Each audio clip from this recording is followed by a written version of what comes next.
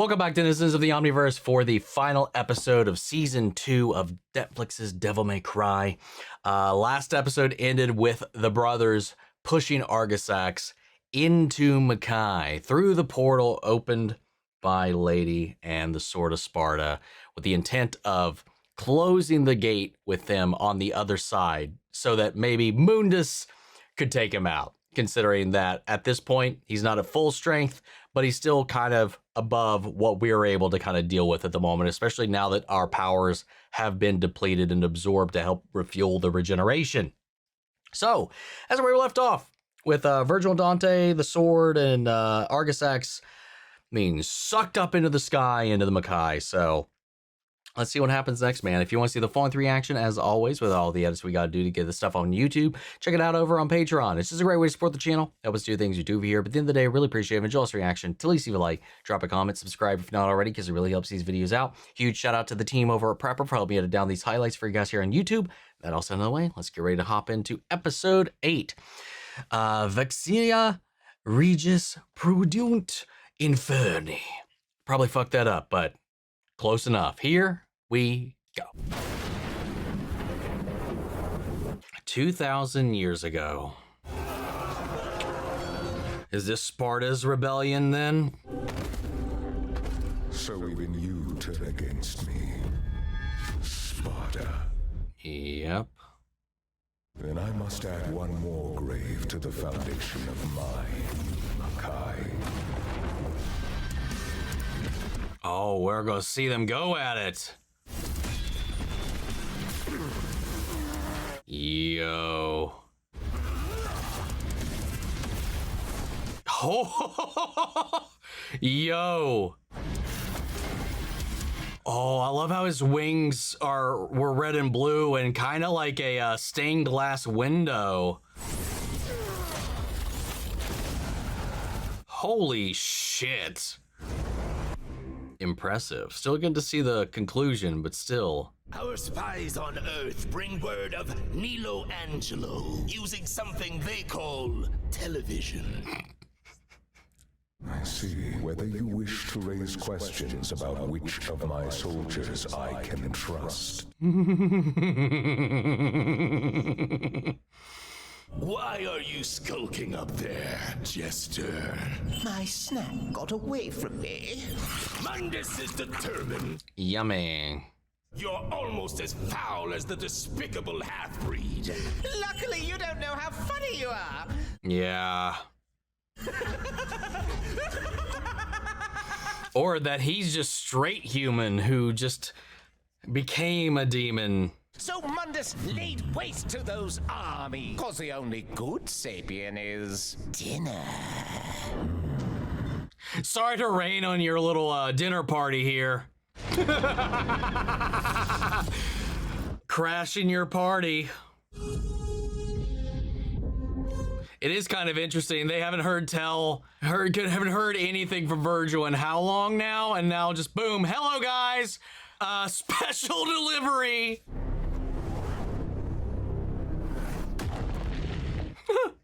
Splat.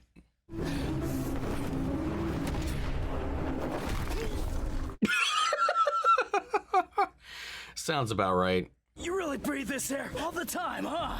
Focus your darkness. It'll help you breathe easier. Much better. Interesting. You never could leave me alone, little brother. You could not stop us on Earth. Looks fully reformed now to me. That won't be necessary. Oh, incoming. Yo, he's on it.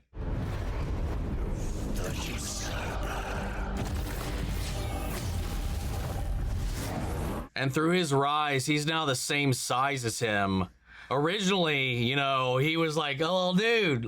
One of his little worshiper priests who caught him off guard. I had hoped for Yo, look at this. This time, I can ensure nothing of you remains.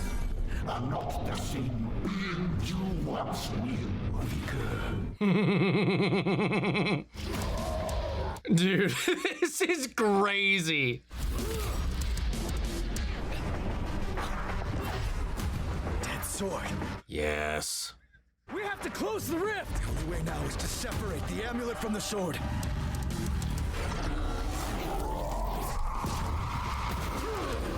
You may have just revealed your weakness to him, man.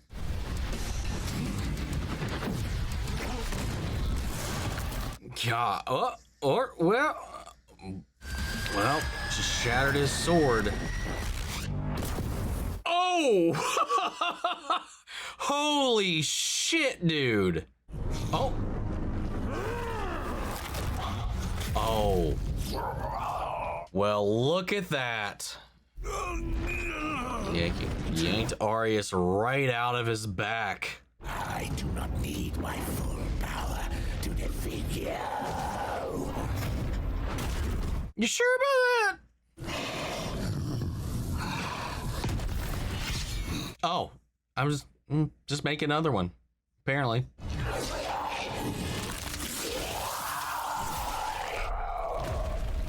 Oh. Well, he did what we hoped. At least he stopped him. He killed him. 28 lifetimes to live a moment as a god. And there he goes. Yeah, now we got another problem to deal with right now. Oh! Oh. Look who it is. I know the truth. The soldiers who killed our mother and tortured me to the brink of death were yours. You molded me into your willing attack dog. Today you delivered Makai's greatest threat into my hands, and you have undone your father's barrier. You're not going to make it there. You came here for revenge on Mundus. In that case, we may finally agree on something. Yeah. Shall we dispatch Sparta's mistakes for you? No. To survive, Makai demands unity amongst all of its sons. Oh. Interesting. Keeping me at your side was your twisted retribution for my father's betrayal. Nothing else. If retribution had been my desire, why release you from my dungeons? Why make the effort to train you, to help you unlock your true power? Everything I subjected you to was to ready you so we could unite both realms together. I mean, that might be true, but it is his twisted revenge to turn him into what he did. You would never share power. No, but with Sparta, I never lied to you about your father. He was always loyal to me, even as an adversary.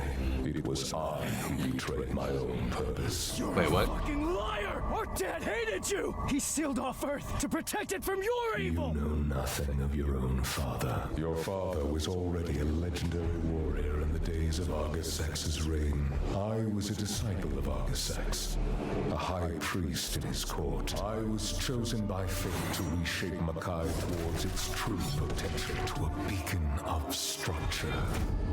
But the realm was not so easily overcome. There was no shortage of brain rabble who deludedly fought on in Argisax's name. God, look at all of them. Your father, he was my truest warrior, my most unwavering ally. Okay. And then? When your mind is ceaselessly consumed with the defeat of your adversaries, you begin to perceive enemies in every shadow. Oh, started to wonder. He betrayed one. Now he's anticipating his own betrayal. Sparta exhausted every avenue to sway me. Then and only then did my great champion turn his sword. Neither of us able to gain the upper hand. Until finally Sparta saw the only solution to contain my ambitions by... Oh, You make it sound like he raised the barrier for your sake, not for the billions of humans he saved from death. yeah. Do not mistake that with caring for their lives. Maybe that's just your belief. You can't really believe. I did not know your mother, but I know what she must have been. A thing of beauty, was she not? Oh, yo. Once Look at him. satisfied his curiosity, he left Eva to her fate. Yeah, I don't know. I don't buy that. He loved us! She said he loved us. He wasn't there to say anything. How long was he at your mother's side? 5 years? 10? He was at mine for centuries. He's trying to get back in your head! Yeah. How corrupted by sapient feeling your brother is from her influence. I meant for you both to be taken. At least I was able to save one. I think he's projecting. The blood I've spilled for you will be nothing compared to what will come. Kill those animals. Yeah, nah. Yeah, alright. Tear him apart. Oh, nice. Ooh. What's up, you walking devil arm?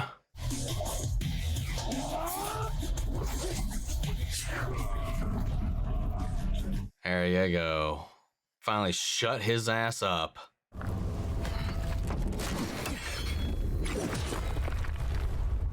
Let's rethink this. We don't need to fight him. Right now, we can go back to Earth. We will come for Mundus when we're ready. But I've lost so much. I can't risk losing you. Not when I just got you back. You misunderstand, little brother. Mundus speaks truth. Our father left us to protect ourselves. And the only real protection is power. I can gain enough to put me beyond any threat.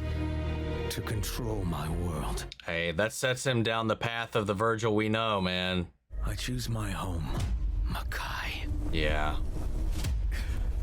He's always been keen about removing that humanity from himself. I mean, he literally did that in 5. And yeah. Oh, look at that. Ah.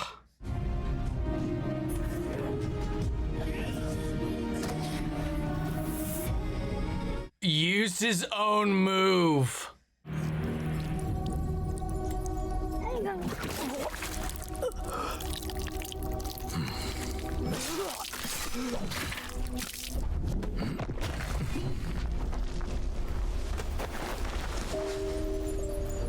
That night, if our positions were switched, would our fates be different? Would I have your life and you mine? I sending him back before he closes it.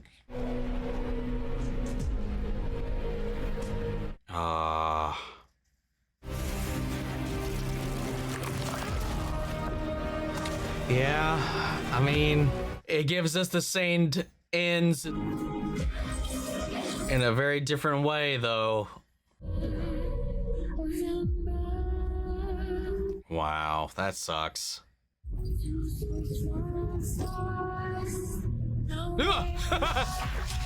Oh, nope. Sorry, bud. Ooh, that was close, though. Real close, though. Damn. That does vaguely, that reminds me of like how 3 ends, you know, with the whole like separation on the other side, the sacrifice, the choosing of sides. But it also, and it reverts to Force Edge. I am grateful to you for cleansing me of their rot. You also killed my mother. Yeah. Kai will invade Earth with me as its king. Yep, Demon King Virgil. You are even more like your father than you know. What was his name in that he was going under in 5?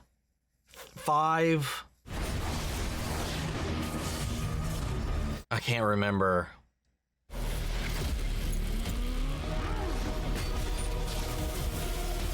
Urizen. That was it. I guess we'll not know what will happen.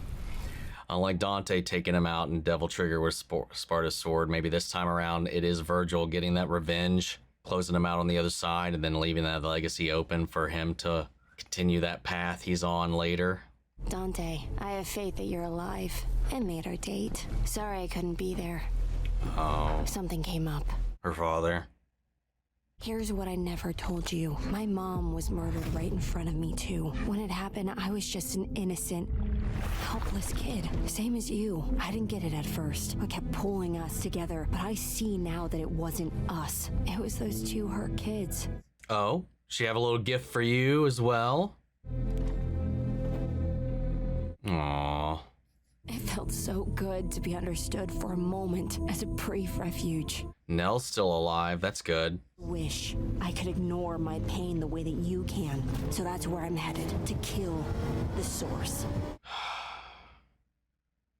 In the wake of a second devastating demon attack on New York City, the U.S. military has instituted martial law citing the safety of all Americans. Looks like Darkcom's getting dismantled. That's good. I would assume, at least. Yeah, and he didn't make the date. So I guess this is it, Hellblood. It ends like it started. For now. I'd say see you in hell, but... Let's give them a show! Jesus.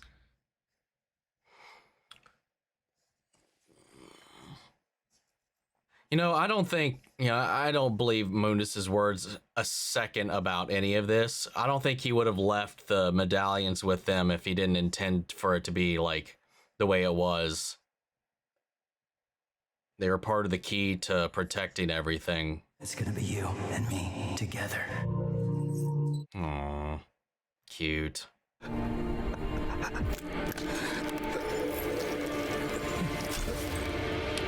Ah, and it cracked apart. That's sad. All right. What's the final one gonna be? Yeah, I don't know, man. Mundus, I just don't think he can fathom someone like Sparta, like, finding appreciation on the other side. That he sealed him away for his sake, to protect him from his own ambitions. That's the way he was selling it to himself, because he couldn't fathom the betrayal in any other kind of way from the most loyal of himself.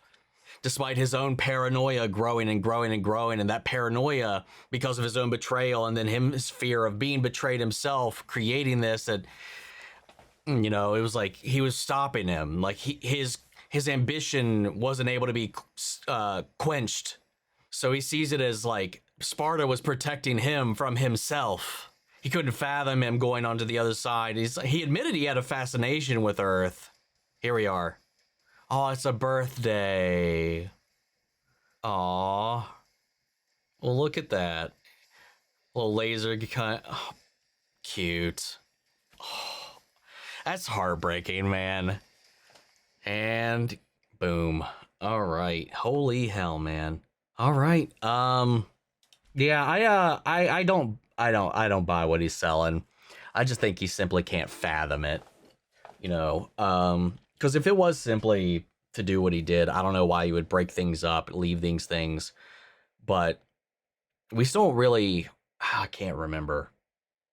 We talked about this last season too, and I can't remember again. I know we talked about like what happened after the fact, like when he left Ava and left them, like where he went to die, what happened and all that. I can't remember. Again, you know, we literally talked about this, about like what do we even know about his death?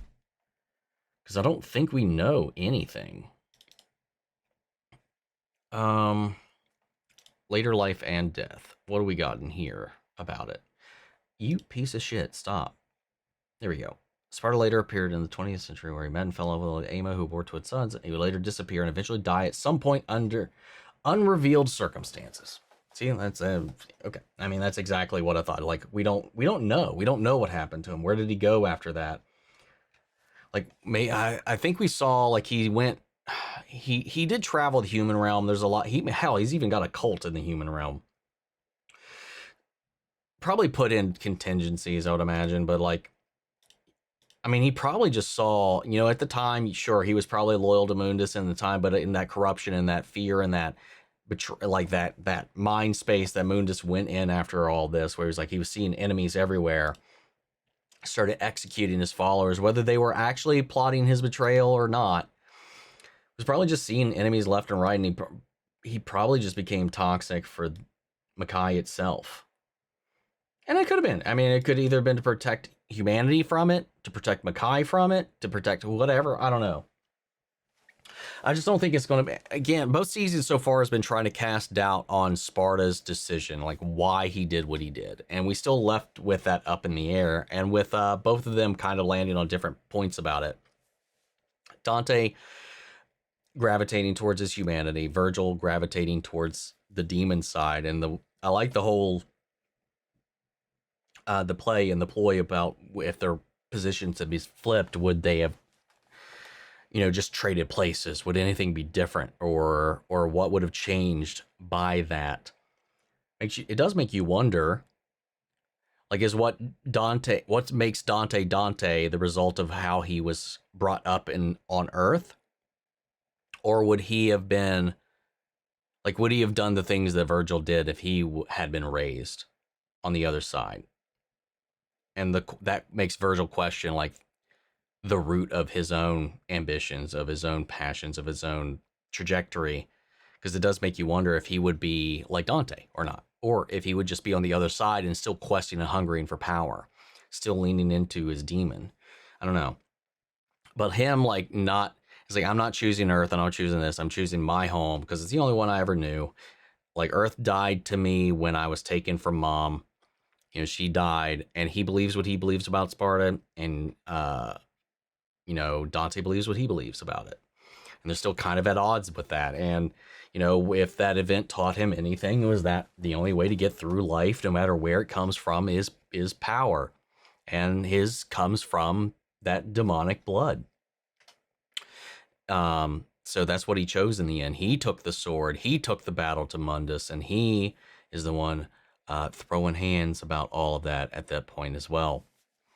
So, I mean, that leaves the opportunity for the question mark, the big old question mark. What happens after this? Because there's a bunch of different, like, because of the way they've shuffled things around, it makes it damn near impossible to predict, like, where the story might go from here if there is a third season. I don't know if they've been greenlit for one. Who knows?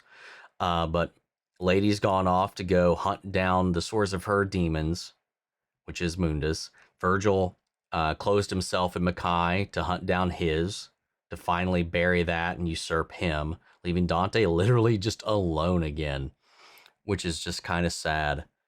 Nell's still kicking, though, so he still could garner that relationship with her. Lady's gone off to do her things, and I just wondered how all these things are going to kind of come back around together. And knowing with what happens in 5 with Virgil, I'm wondering if they're going to go that route. We got a Fortuna mention in this as well. We're going to have like a time skip. If and would we ever introduce Nero? I don't know how that would even make sense in this version of events right now. And again, it didn't make a whole lick of sense. All that. Well, no, it kind of did. In that, like, in between when Dante didn't know Virgil was out there doing his thing. Who knows? They could make that work in some way, shape, or form. Not really sure. But with him trying to cast out, like, the way this ended, that definitely sets up Virgil's story in 5. It definitely leaves us in that position. Hell, they could bypass Nero altogether and just go do that, cut Nero out of it completely.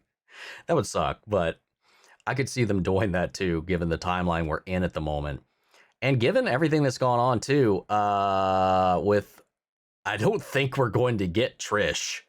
I don't know how we can right now.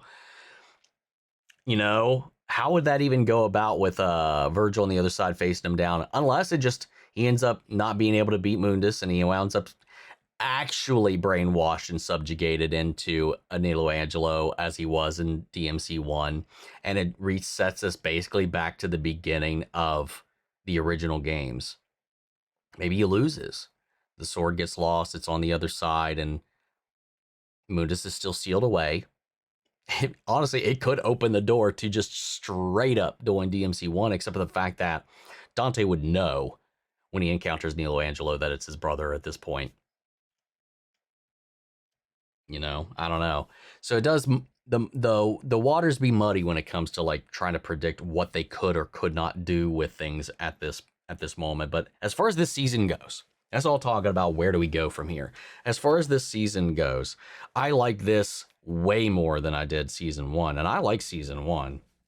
And I think the writing was a lot stronger, like, especially lady stuff, like all the dialogue across the board with everybody, and just the streamlining of the story. Adding Virgil into the mix is almost kind of the main protagonist for most of this.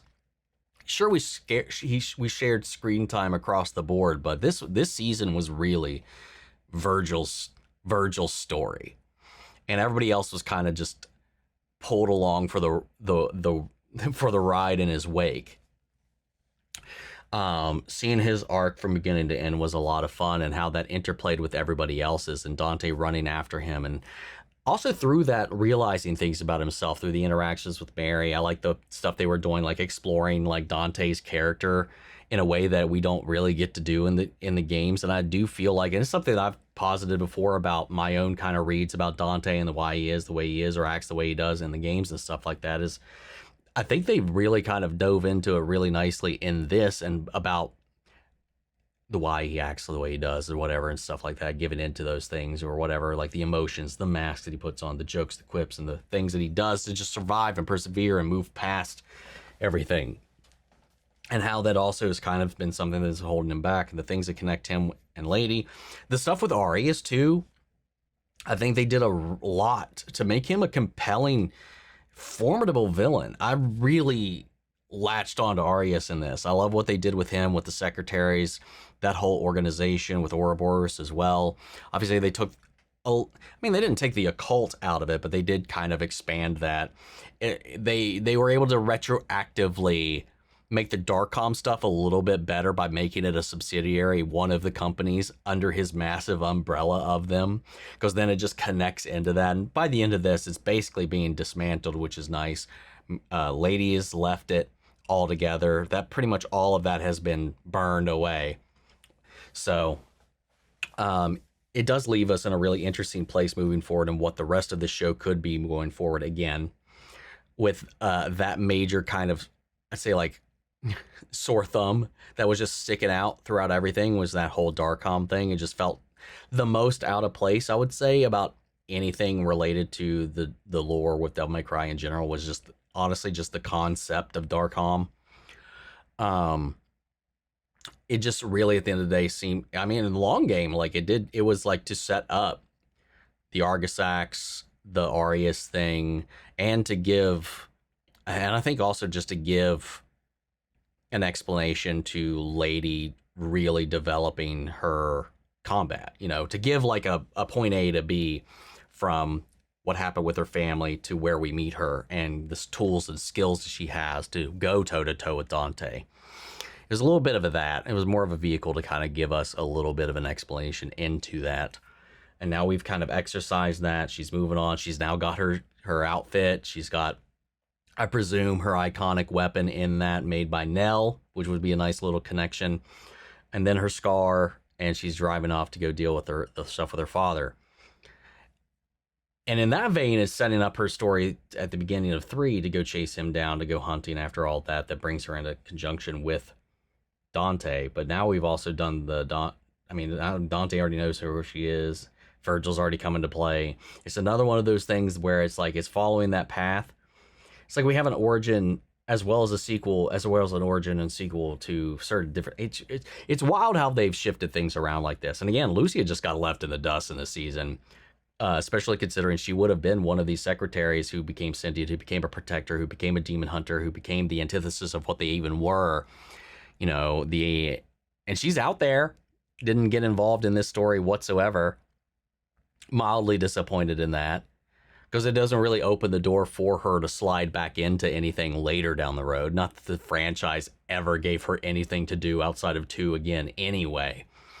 Still, though, they could have done something like that, because I do like what they've done as far as expanding things. Again, while the world itself is different, a lot of the story has been different. A lot of the things that they have put a lot of attention into has been some really cool, really fun stuff that I think does work alongside the actual lore if you were to adjust things. So I do think they get that, but yeah, I don't know. There's a lot of possibilities open here, and I do like the whole idea about Virgil really just kind of taking things into his own hands. And if he did take on Mundus and he becomes King Urzin and he takes over, becomes the new ruler of Makai, what does that set the stage for later down the road?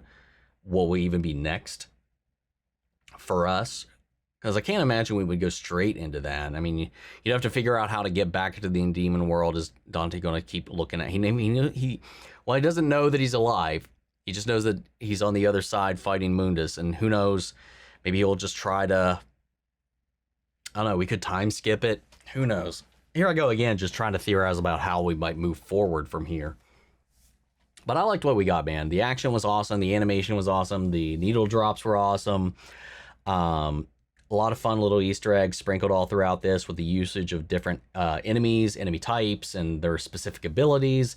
Like, especially with the Trismagia and setting that up to be this thing that reveals the truth. The way that Arius played into that was a lot of fun. There's just a lot of really, really cool stuff that they added into this. Again, doing their own thing, but in a way that really, I think, accents a lot of the core values of the games, of the characters themselves, and gives us a really nice dive into the personalities, their psychology, their inner demons, and all of that in a way that even lines up. Again, if you just removed like all of the changes, I think it still works to go alongside what we know about all of them in the games.